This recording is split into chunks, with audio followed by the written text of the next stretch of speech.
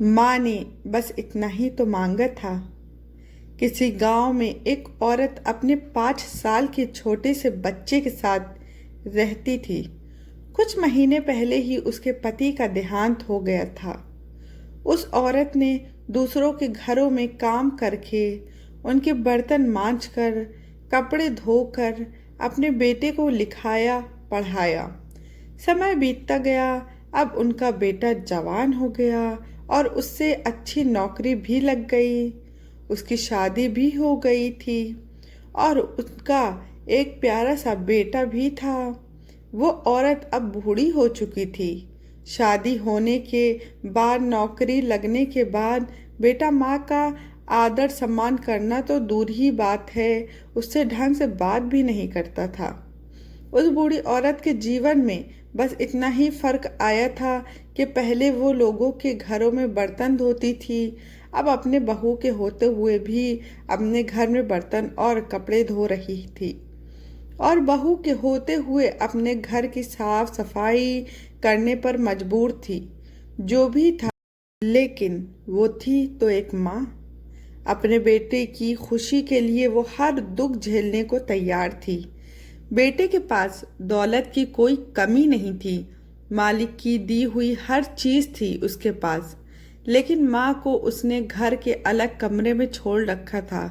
एक टूटा फूटा सा कमरा जहाँ मौसम को बर्दाश्त करने का कोई इंतजाम नहीं था, और बेटा कई कई दिनों बाद उस कमरे में जाता भी तो सिर्फ इसलिए कि वहाँ माँ को ताने मार सके कि उसने बचपन में उसके लिए कुछ नहीं किया और उससे वो खुशी नहीं दे पाई जो दूसरे बच्चों को मिली, जबकि उसकी माँ ने जितना हो सके उतना उसे हमेशा खुश रखने की कोशिश की, उसकी हर ख्वाहिश को पूरी करने की कोशिश की। एक दिन सर्दियों की शाम उसकी माँ अपने फटे पुराने कंबल में सिकुड़ कर बैठी हुई थी और सोच रही थी कि आज जब बेटा घर आएगा तो उसे नए कंबल का कहेगी, क्योंकि ये कंबल बहुत फट चुका था और इसमें उसे बहुत सर्दी लग रही थी, और अब उसकी कमज़ोर हड्डियों में ये सर्दी बर्दाश्त करने की ताकत नहीं थी। उसे इस बात का यकीन था कि उसका बेटा बड़े ही प्यार से उसकी इस छोटी सी फरमाइश को पूरा करेगा। रात को जब बेटा घर आया तो माँ ने उसे नए कंबल का कहा तो बेटा गुस्से से बोला, माँ अभी अभी काम से आया हूँ और आते ही तुम अपनी फरमाइश लेकर आ गई। तुम्हें पता है ना कितनी महंगाई हो गई है। अभी तुम्हारे पोते को स्कूल में दाखिल करना है, उसका यूनिफॉर्म और किताबें लानी हैं, गाड़ी की किश्त भरनी है, मैंने अभी अपने लिए नई जैकेट लेनी है, तुम्हारी बहू के लिए नए शॉल लेनी है।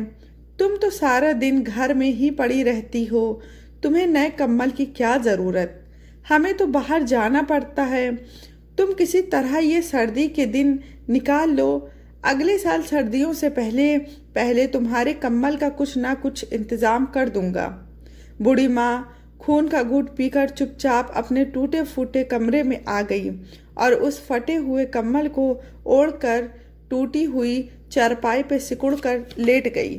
सुबह जब बेटे की आँख खुली तो पता चला पिछली रात को ही माँ की मृत्यु हो गई।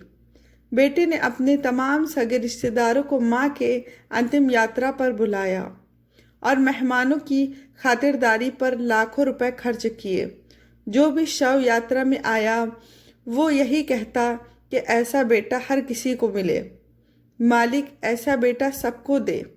मरने के बाद भी अपनी माँ से कितना प्यार करता है, लेकिन उन्हें क्या पता कि दुनिया वालों को दिखाने के लिए जो बेटा अपनी मरी हुई माँ की शव यात्रा पर लाखों रुपए लुटा रहा है, पिछली रात को चंद रुपए के कंबल ना होने की वजह से ही वो अपनी माँ सर्दी में सिसक सिसक कर मर गई। मेरे प्यारे दोस्तों, इस कहानी से आपकी क्या राय कमेंट बॉक्स में बताएं। अपने और अपने बड़ों का ख्याल रखें। फिर मिलते नेक्स्ट वीडियो में। उससे पहले सब्सक्राइब करना मत भूलें मेरे चैनल को। लाइक करें, शेयर करें। Bye bye.